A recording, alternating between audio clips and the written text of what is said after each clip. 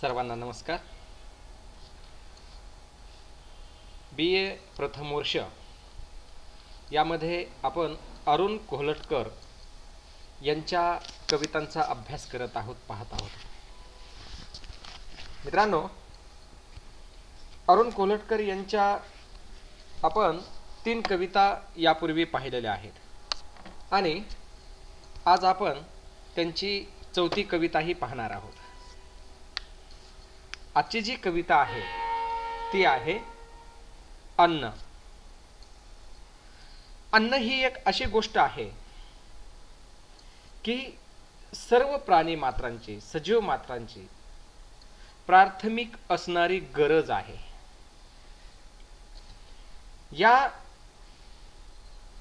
कवितेचं शीर्षक जे आहे ते आहे अन्न. पहा, एक मूलग्राही अर्थ घेऊन अरुण कोहलटकर या कवितेमधून येताना दिसतात. अरुण कोहलटकर यांचा संबंध साहित्यात जर पाहताना आपण विचार केला तर चिंतनशीलता हे त्यांच्या कवितेचं सर्वात महत्त्वाचं राहिलेलं वैशिष्ट्य आहे.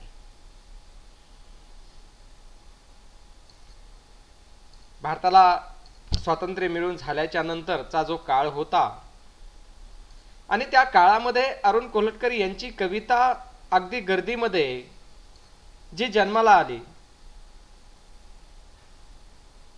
माणूस म्हणून निरीक्षण जे त्यांनी केलं, जे चिंतन त्यांनी केलेलं आहे, कुठंतरी अस्वस्थ असणाऱ्या माणसांचं प्रतिकात्मक रूपाने वर्णन अरुण कोहलटकर यांच्या प्रत्येक कवितेमधून येताना आपल्याला दिसून येतं. ती कविता वाचकाला आव्हान देताना दिसून येते. कवितेमधून नेमकं अर्थही स्पष्ट लागत नाहीये. हतबल झालेला माणूस, अस्वस्थ असणारा माणूस, चिंतनामध्ये ग्रस्त असणारा माणूस, अशा पद्धतीच्या प्रतीक कोहलटकर आपल्या कवितांमधून व्यक्त करतात, मांडतात. पाहूया प्रत्यक्ष ही कविता नेमकी अरुण कोहलटकर यांनी कशा पद्धतीनं मांडली आहे, व्यक्त केली आहे. पहा, आपण सुरुवातीला कविता पाहू आणि नंतर त्याचं विवेचन आशयाच्या अनुषंगाने आपण करूयात. अन्न. माणूस मुर्गी एकच, माणूस मुर्गी एकच, विधी निषेध नाहीच. दगड, धोंडे, माती, जे असतं ते अन्नच. दगड, धोंडे, माती, जे असतं ते अन्नच. आवड निवड म्हणून कधी ठाऊकच नव्हती. एक एक दिवस आला तोच पराती सारखा. जे वाटेस फिरकलं त्याचा फडशा पाळला. चावून थुंकून दिले कित्येक दंत वैद्ये. अंगातल्या अंगातच शर्ट गडप झाला. आणि घड्याळाचा घास मनगटाने घेतला. प्रथम जे कुरतडलं ते आपलंच आतडं. प्रथम जे कुरतडलं ते आपलंच आतडं. ओठ आणि जीभ पचवून मग मोकळ्याने हसलो. ओठ आणि जीभ पचवून मग मोकळ्याने हसलो. विद्यार्थी मित्रांनो, खरं पाहिलं तर या कवितेमधून कवीला नेमकं काय सांगायचं आहे, नेमका त्यांचा धागा कोणता आहे हेच निश्चित झालेलं नाहीये. मी सुरुवातीला सांगितलं होतं की माणूस असो किंवा प्राणी असो, प्रत्येकाला अन्न लागतं. पण या ठिकाणी कवी नेमकं काय सांगतो आहे त्यांचे नेमके विचार काय आहे, त्यांची अस्वस्थता काय आहे. भारताला स्वातंत्र्य मिळाल्याच्या नंतर माणसं आपले मूल्य ठरवत होती, ती मूल्य नेमकी सापडत होती का, हाही प्रश्न पडतो. मग अशा वेळेस स्वातंत्र्य भारतामध्ये माणसाला माणूस म्हणून जीवन जगण्याची खरंच नैतिक मूल्ये मिळालेली आहेत नाहीत, हा फार मोठा प्रश्न होता त्यावेळेस. आणि कदाचित अशी अस्वस्थ, दुभंगलेली मन, अस्वस्थ असणारी माणसं, सैरावैरा फिरणारी, हाताला मिळेल ते काम करणारी, स्त्रिया वेश्या व्यवसायाकडे, देह विक्रीकडे वळलेल्या, चरस, गांजा, ड्रग्ज, गिरणी कामगार, स्पृश्य, सवर्ण, दलित, सर्व संघर्ष भारताला स्वातंत्र्य मिळाल्याच्या नंतर खूप मोठ्या प्रमाणात सुरू झालेली होती. म्हणूनच कोल्हटकर यांची ही कविता एक अर्थ सांगणारी आहे, अर्थ घेऊन येते, ती म्हणजे अन्नाचा. ज्या सर्व सजीव मात्र, प्राणी मात्रांची प्राथमिक जी गरज आहे ती गरज घेऊन येते. कवी म्हणतो आहे की माणूस आणि प्राणी यांची अन्नाची गरज सारखीच आहे. माणूस मुर्गी एकच, विधिनिषेध नाहीच. काय आहे विधिनिषेध? माणूस आणि मुर्गी एकच आहे, जीव सजीव मात्र प्रत्येकाचा एकच आहे. म्हणून चिंतनशीलता कशा पद्धतीने त्यांनी केलेली आहे हे आपल्याला पहिल्या ओळीतून पाहायला मिळतं.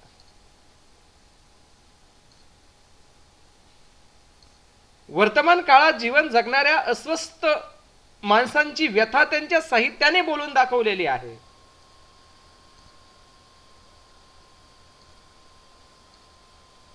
अन्नांमध्ये असं विधिनिषेध काहीच नसतं. अन्न अन्न आहे, ते सर्वांना सारखंच आहे अन्न. पण नेमकं प्राथमिक गरज असल्याच्या नंतरचं अन्न पुढच्याच ओळीमध्ये कवी कशा पद्धतीने व्यक्त करतो? दगड, धोंडे, माती जे असतं ते अन्नच. आता नेमकं यामधून कोणता अर्थ घ्यायचा, कवीला नेमकं कोणती मांडणी करायची आहे हे मात्र स्पष्ट होत नाही. दगड, धोंडे, माती जे असतं ते अन्नच म्हणजे काय?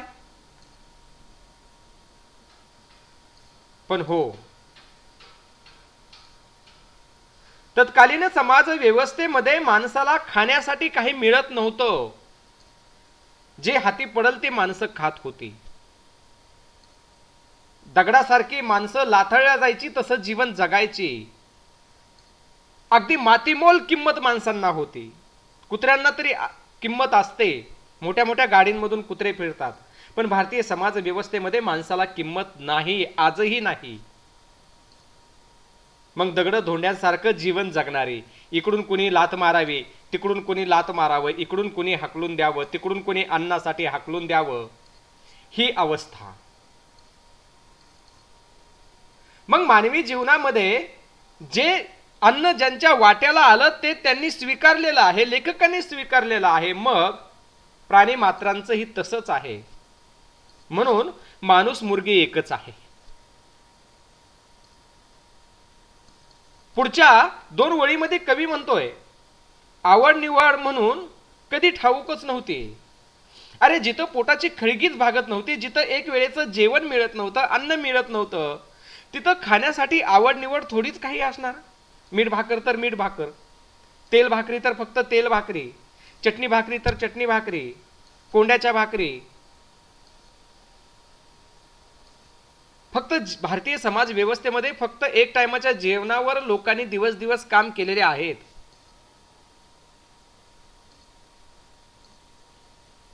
शिळ्या भाकरी हातावर पडायच्या आणि पोटाची खळगी भागवण्यासाठी त्या शिळ्या भाकरी कडकड पापडासारखं पापुडीसारखं ते चावत तोडत वाळलेल्या भाकरी त्या सुद्धा पोटाची आग भागवत असत. मग त्या ठिकाणी आवड निवड असते का हो? मग नाही. मग त्या ठिकाणी आवड निवड नाही. म्हणून आवड निवड म्हणून कधी ठाऊकच नव्हती. एक एक दिवस आला तोच परातीसारखा.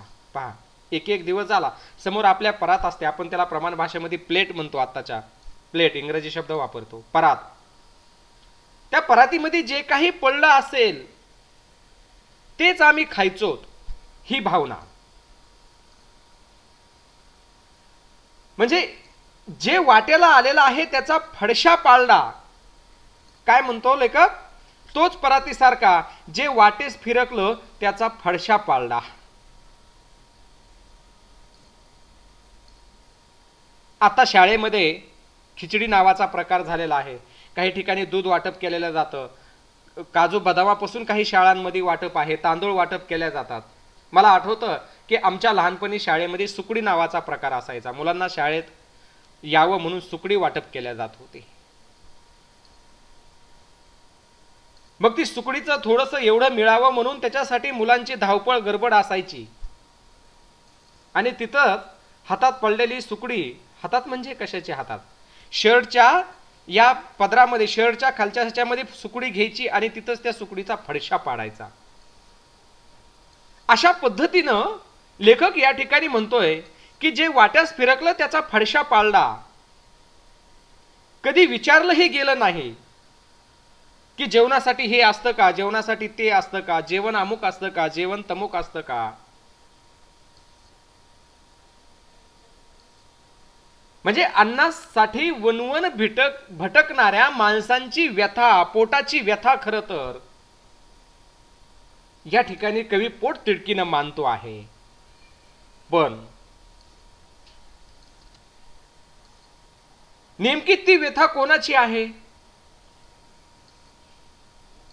हे मात्र या ठिकाणी स्पष्ट होत नाही. अर्थाच्या दृष्टिकोनातून ते मात्र या ठिकाणी आपल्याला स्पष्ट होताना दिसून येत नाही. व्यथा आहे, कवितेमध्ये लयबद्धता आहे, चिंतनशीलता आहे, प्रतीक वापरलेत, अतिशय मूळ आशय, मूलग्राह्य आशय व्यक्त करणारी कविता आहे. पण ह्या व्यथा नेमक्या कोणाच्या? तर व्यथा ह्या मानवाच्याच आहे. त्याचं कारण आहे अरुण कोल्हटकर यांच्या सबंध कविता मानवाला केंद्रभूत ठेवून आहेत. प्रतिकात्मकतेने, अलंकारिकतेने मांडणी करून त्यांनी वेगवेगळ्या प्रतिमा, प्रतीक वापरले, त्यांनी चिंतन केलं. पण त्यांच्या कवितेमधून माणूस, वर्तमान काळातला माणूस हा केंद्रभूत झालेला आहे. म्हणून पुढं काय म्हणतो लेखक? चावून थुंकून दिले कित्येक दंत वैद्य. पहा नेमकं काय चावून थुंकून दिले कित्येक दंत वैद्य.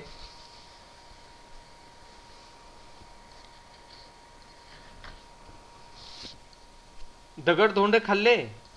तुम्ही खेड्यातून जर एक म्हण ऐकलेली असेल तर मी ती म्हण सांगतो. पूर्वीच्या काळी आपले आजो आजोबा म्हणायचे, आजी आजोबा, आम्ही दगड माती खाऊन पोटाची खळगी भरली. अत्यंत ग्रामीण भाषेमध्ये, शब्दांमध्ये त्यांचं वर्णन असायचं. मग या ठिकाणी सुद्धा येतं, माणूस मुर्गी एकच, विधी निषेध नाहीच, दगड धोंडे माती, जे असतं ते अन्नच. मग या ठिकाणी ती म्हण पटायला लागते. आम्ही दगड धोंडे माती खाऊन पोटाची खळगी भरली. माझ्या या पंचकृषीमधून जुने लोक ती म्हण वापरत होते. मग यामधून एकच गोष्ट लक्षात येते की माणूस अन्नासाठी किती तडपडलेला आहे. पुढे लेखक म्हणतो, अंगातल्या अंगातच शर्ट गडप झाला. म्हणजे काय?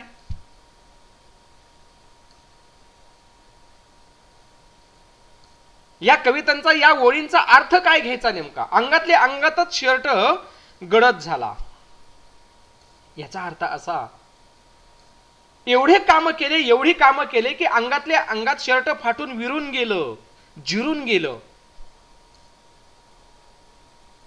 पण माणसाला माणसाची दया मात्र आली नाही. आपल्याकडे एक म्हण आहे, अंगावरचा घाम अंगावरच जिरून जातो.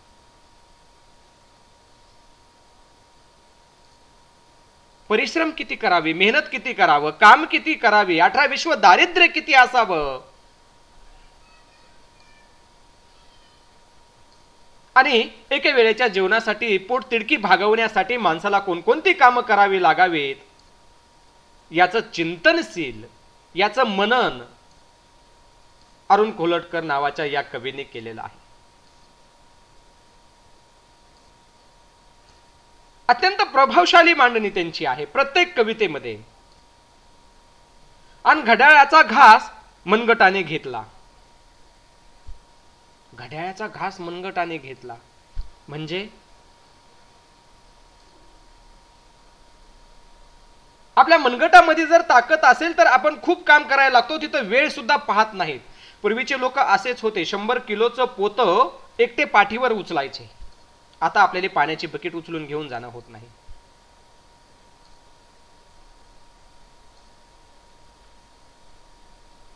ही ताकद वेळ कधी गेला काम करताना, ती कशासाठी? पोटाची खळगी भागविण्यासाठी.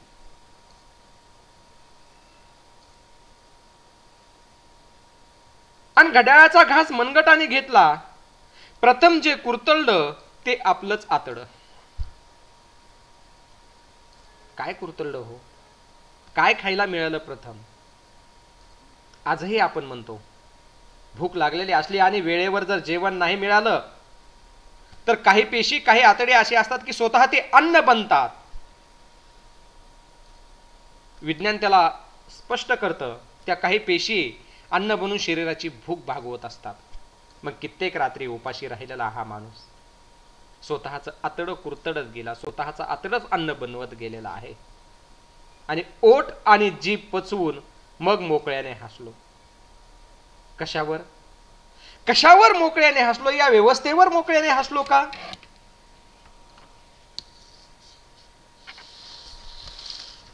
घाना नावाच्या कवितेमध्ये व्यवस्थेवर खरं तर घाना चालवलेला आहे का त्यांनी? कोणत्या दोन विचारसरणीवर घाना आहे? कोणत्या दोन मांड्या आहेत?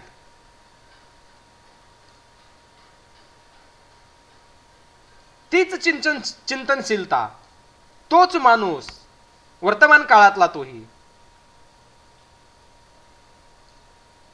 म्हणून या ठिकाणी कवी जो शर्ट अंगात गडप झाला आणि घड्याळाचा घास मनगटानेच घेतला, याचा नेमका अर्थ इथल्या व्यवस्थेचाच आहे. कालचक्र कशा पद्धतीने फिरत राहतं आणि हे फिरणारं कालचक्र या ठिकाणी मात्र स्वतःचं आतडच कसं कुरतडायला लावतं, ही माणसाची असणारी अवस्था अरुण कोलटकर यांनी सपखल पद्धतीनं आपल्या कवितेमधून व्यक्त केली आहे. खरं तर कोलटकर यांची ही जी कविता आहे, ही कविता प्राथमिक गरज जरी घेऊन येत असली,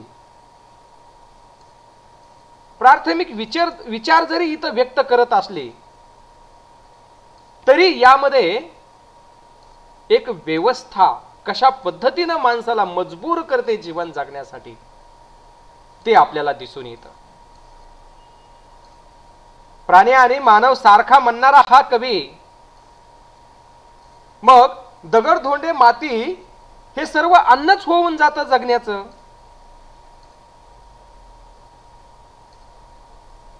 मग ज्या ठिकाणी एक टाइम जेवणाची मुभा नसते, सुविधा नसते, त्या ठिकाणी या जीवन जगण्यासाठी आवड निवड कशाची असेल हो?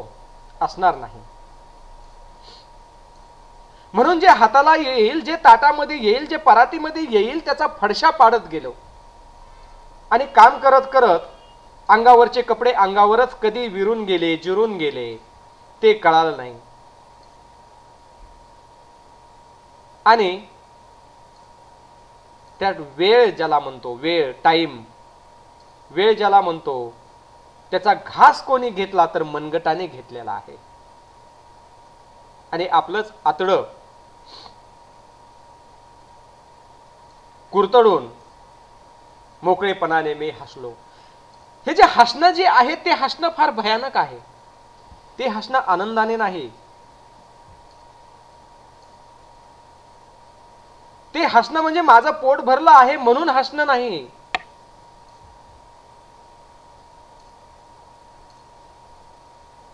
तर हे व्यवस्थेवरचं हसणं आहे,